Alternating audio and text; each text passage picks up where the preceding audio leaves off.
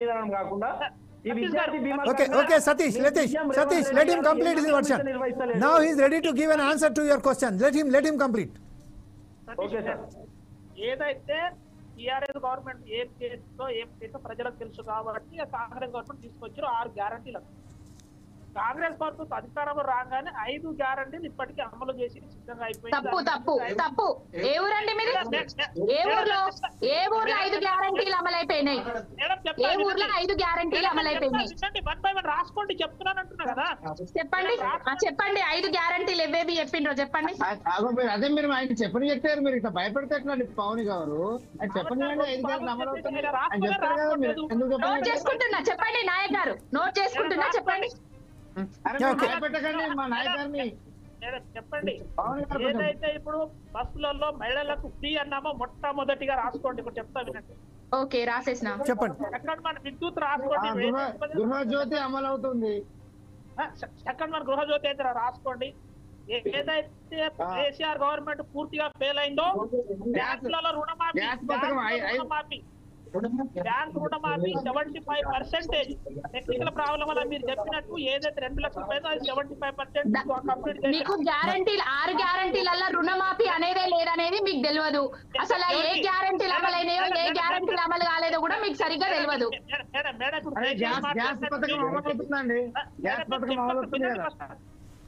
ఈ గ్యారంటీలలో మేము ఏది అప్రూవ్ చేసుకుంటూ ఉన్నామో కేసీఆర్ 5 లక్షల నుండి 10 లక్షల రూపాయలకు ఇన్సూరెన్స్ పెన్షన్ అమలు చేయలేదండి. అది కేసీఆర్ చేసింది. ఇప్పుడు అదే 5 లక్షలు చేశాం దాన్ని. రేవంత్ రెడ్డి గారు దాన్ని 10 లక్షలు చేశారు. అయిపోయిందా అండి చెప్పడం? నేను చెప్పండి.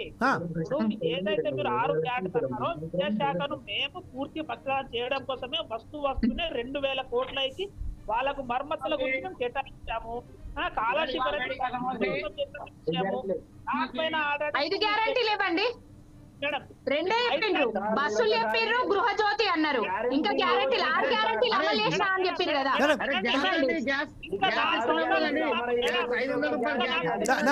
ఇప్పుడు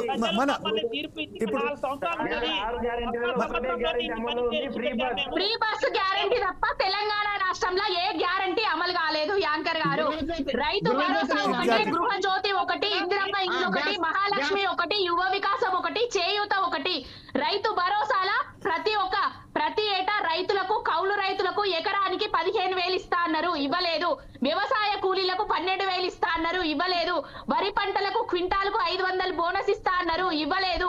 గృహజ్యోతిలో మళ్ళా ప్రతి కుటుంబానికి 200 యూనిట్ అన్నారు. ఎన్ని కుటుంబాలకు ఇస్తున్నారో వీళ్ళు లెక్క చెప్పాలి. ఇందిరమ్మ ఇండ్లు లేని వారికి ఇంటి స్థలము మరియు 5 లక్షల రూపాయలు ఇస్తామని చెప్పిండ్రు. ఎవ్వరికి ఇందిరమ్మ ఇండ్లు ఇయ్యలేదు, ఇంటి స్థలాలు ఇవ్వలేదు. ఉద్యమకారులకు 250 చదరపు గజాల ఇళ్ల స్థలాన్ని ఇస్తామని చెప్పిండ్రు, ఇవ్వలేదు. మహాలక్ష్మి దాంట్లో మళ్ళా ప్రతి మహిళకు నెలకు 2,500 రూపాయలు భృతి అని చెప్పిండ్రు, తుస్సుమనిపించిర్రు, ఇయ్యలేదు. 500కే గ్యాస్ అన్నారు. నాకు కూడా గ్యాస్ వస్తలేదు, నా పక్కింటోళ్ళకి వస్తలేదు, నా ఎదురింటోళ్ళకి వస్తలేదు. మా ఊర్లకు పోయినా ఏ పేద వాళ్ళని అడిగినా కూడా ఎవరు వస్తలేదనే చెప్తున్నారు. వినోద్ కుమార్ గారు ఇప్పుడు చెప్పండి.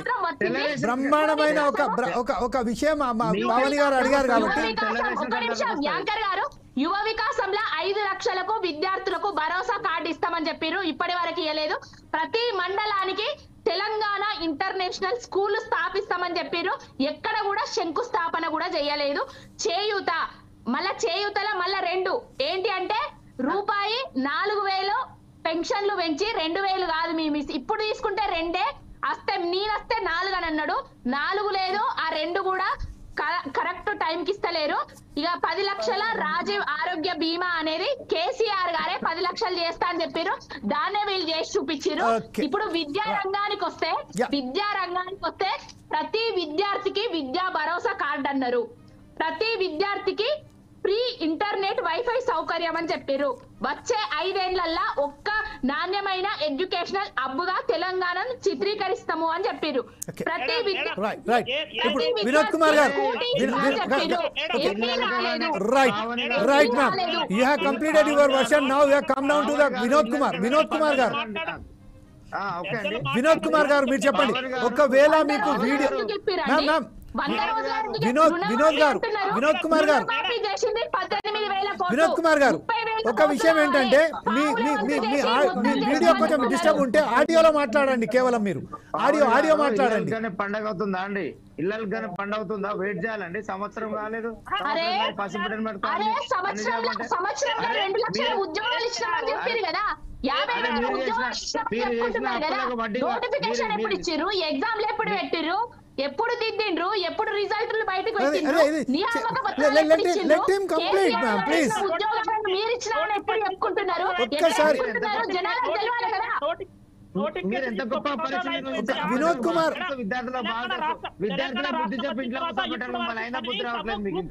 వినోద్ కుమార్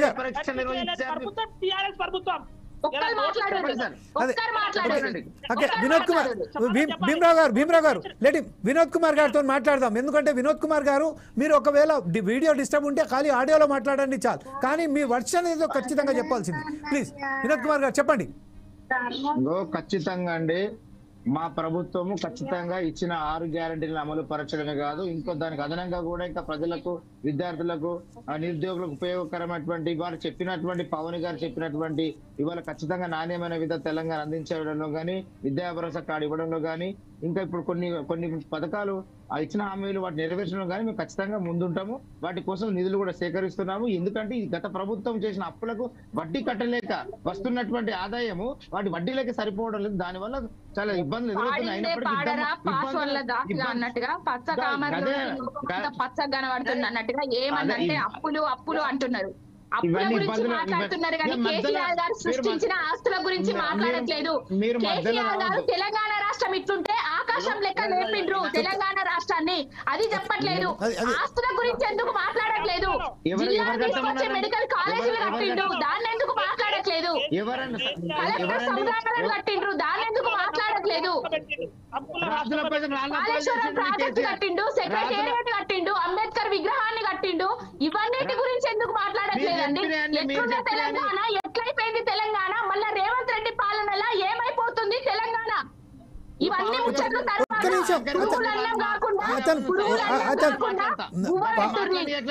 పవన్ గారు కొంచెం మీరు మాట్లాడియండి.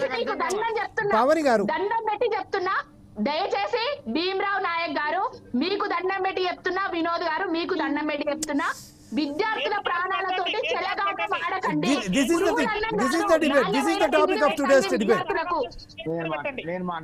ఒక్కసారి మాట్లాడియండి. This is the topic of today's debate because only we have to concentrate on the students problem. That's it. And we are not suppose to go for some other option.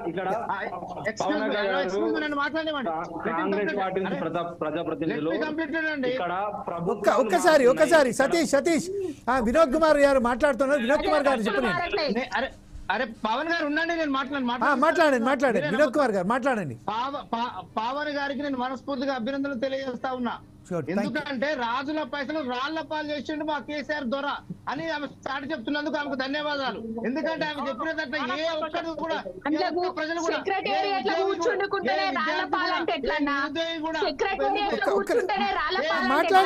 చెప్పండి. పాత సచివాలయంలో ముఖ్యమంత్రి కూర్చోనన్నారా? ఈయన కొడుకు గంట వాస్తు బాగాలని చెప్పి అది గులగొట్టి కొత్త సెక్రటరీ కొడితే ఆయన కొడుకు ముఖ్యమంత్రి అయిన స్వార్థం కడితే మంచిగా వాస్తు లేదు, తీసుకోలేదు, బండ పెట్టారు. న్యాయంగా ఎవరు కట్టిండ్రన్నా పోలీస్ కంట్రోల్ రూమ్? అన్ని వ్యవస్థలు సిరిసిల్లాల మెడికల్ కాలేజీలు కట్టింది కేసీఆర్ గారు అయితే, నీట్ తెచ్చిన మెడికల్ కాలేజ్ అని వెమ్లవాడకి వచ్చి చెప్తాడు మీరు రేవంత్ రెడ్డి.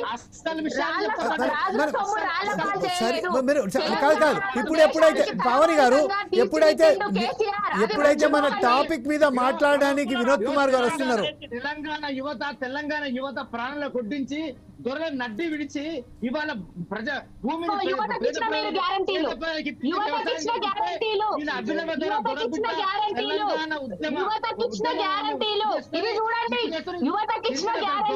దొర ప్రభుత్వాన్ని తీసుకొని వచ్చి 2 లక్షల ఉద్యోగాలు చెప్తా.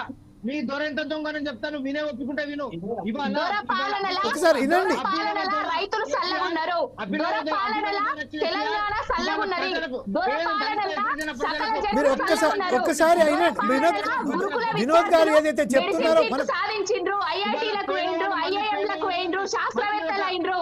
వినోద్ కుమార్ గారు ఏదైతే చెప్తున్నారో కొంచెం విందాం మనం ఏదో చెప్పండి. పాపము తెలంగాణలో నక్సలైట్లు ఎంతో మంది విద్యార్థులు నక్సలైట్లుగా మారి తెలంగాణ పేద ప్రజలకు చోటల భూమిని పంచిపెట్టి వ్యవసాయం సాగు చేసుకొని వాళ్ళు మంచి జీవితం గడుపుతున్న క్రమంలో ఈ అభినవ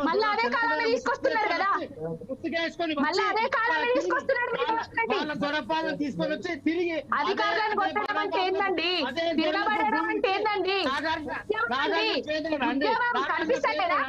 చల్లదమ్మరండి పేదోడు అండి వీళ్ళకి 100 ఎకరాలకు ఈయన ధరణి ఎందుకు వేశారండి ధరణి పైసలు ఏమవసరం అండి అదంతా వీళ్ళ ఎమ్మెల్యేలు total we are diverting our topic టైపాక్ మొత్తం చేస్తున్నారు. మీరు అందరు కామ్ కాకుంటే ఇప్పుడు మళ్ళొకసారి మనం భీమరావు నాగ్ గారు మీరు చెప్పండి, ఇది సమంజసమేనా? ఇప్పుడు ప్రస్తుతం ఏదైతే మన టాపిక్ ఉన్నదో విద్యార్థుల మరణాల పట్ల, విద్యార్థులను మరణాలను ఆపడానికి విద్యార్థులు ఏదైతే గోస పుచ్చుకుంటున్నామో దాన్ని అస్వస్థకు గురయ్యి హాస్పిటల్స్ పాలవుతున్నారో దాన్ని అరికట్టడానికే మనం ఇప్పుడు చర్చా కార్యక్రమం ఇస్తాం. ఈ సమస్యను పరిష్కారం ఎట్లా చేద్దామని దాని భీమరావు 1-2గా మాట్లాడండి. లేదనుకో